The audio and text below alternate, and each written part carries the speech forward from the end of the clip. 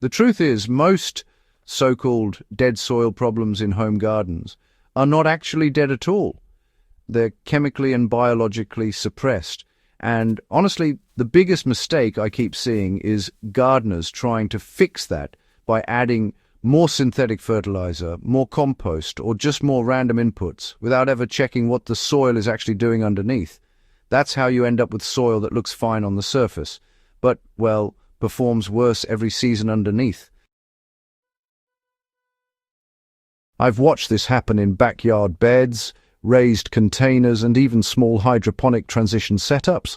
Plants start out weak, maybe respond a little to fertilizer, and then, before you know it, crash again. The real issue isn't a lack of inputs, it's actually a broken soil biology cycle caused by imbalance, salts, and inconsistent moisture behavior right there in the root zone.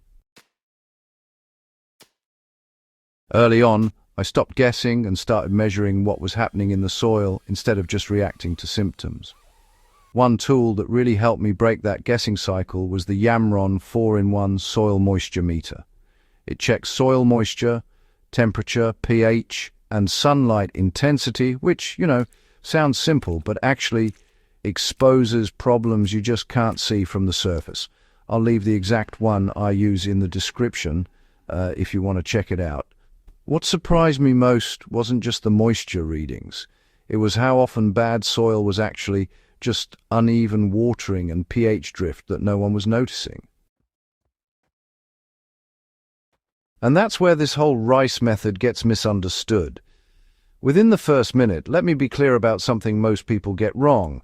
Rice does not magically kill dead soil in a literal sense.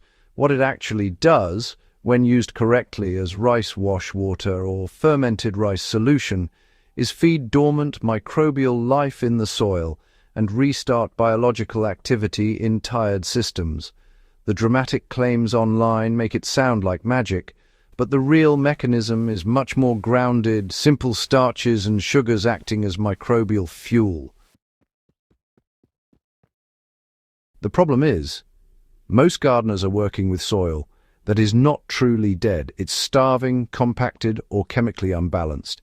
And when you pour in strong fertilizers without restoring biology first, you keep forcing plants to grow in a hostile environment. That's why some gardens never recover no matter how much compost you add. I first tested this rice-based approach in a small raised bed that had been over-fertilized for years. The soil had high salt buildup, poor water absorption, and weak microbial activity. Plants would germinate fine, then stall within weeks. Instead of adding more compost, I introduced a diluted rice wash water solution that had been left to ferment for a short period.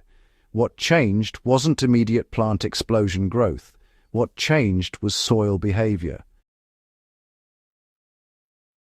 Water started soaking in more evenly. The surface crusting reduced, and over time, root systems stopped circling and started spreading deeper. That shift is what most gardeners miss. You don't fix soil by force, you fix it by restarting the biological engine. Now, here's where most of the confusion online comes from. People treat rice water like fertilizer.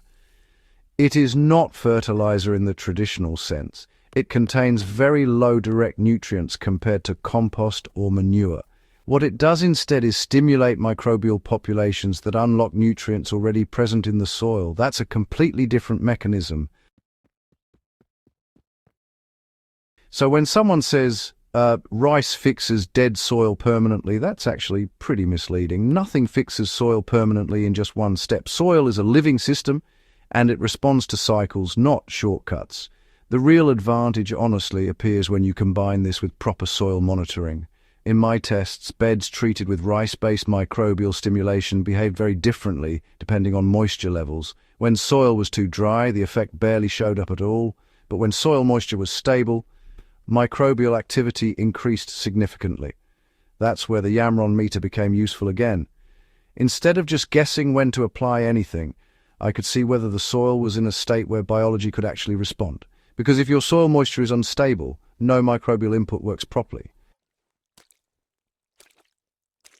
And this is where I'll challenge a lot of common gardening advice. Most gardeners, focus way too much on what they're adding and not enough on what the soil environment is actually allowing. You can pour compost, fertilizers, or organic inputs all day, but if moisture swings are extreme or pH is off, the biology never stabilizes long enough to build structure.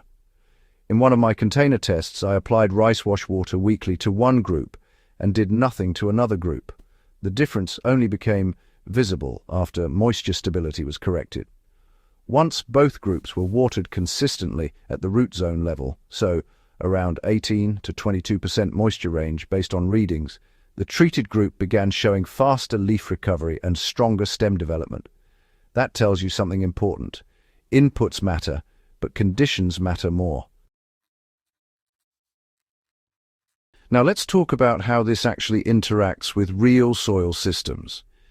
In raised beds, especially ones that have been heavily fertilized over time, salts accumulate in layers. Those salts disrupt microbial communication and water movement. When you introduce a mild carbon-based stimulant like fermented rice water, you are essentially encouraging microbial populations to re-establish dominance and begin breaking down those imbalances. But this does not replace compost. That's another myth that gets pushed too far online. Compost is still the backbone of soil structure. Rice-based solutions are more like a restart trigger for biological activity. They work best when the soil already has some organic matter present. In hydroponic transition setups, I saw a different effect there.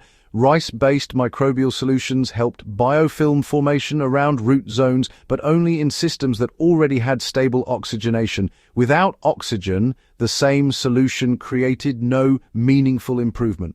That's the reality most viral gardening hacks skip over. Context decides everything. Another important observation came from comparing treated and untreated garden beds over multiple cycles. The treated beds didn't just perform better immediately, they stabilized faster after stress events like heat waves or inconsistent watering. That resilience is what makes people think something permanent has changed. But what actually changed was biological recovery speed, not soil being permanently fixed. And that's a much more useful way to think about it, because in real gardening, you are not trying to create perfect soil once. You are trying to build a system that recovers quickly every time it gets stressed. Now I need to correct something directly.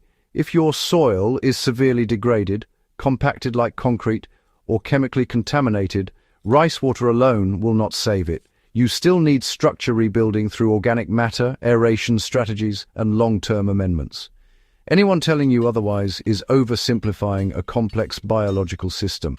What rice-based methods can do is accelerate recovery in moderately degraded systems and improve microbial responsiveness in tired soil. That distinction matters. When I scaled this across different garden setups, I noticed the strongest results always came from combination systems, stable moisture management, consistent organic layering, and microbial stimulation at the right time. No single input ever worked in isolation.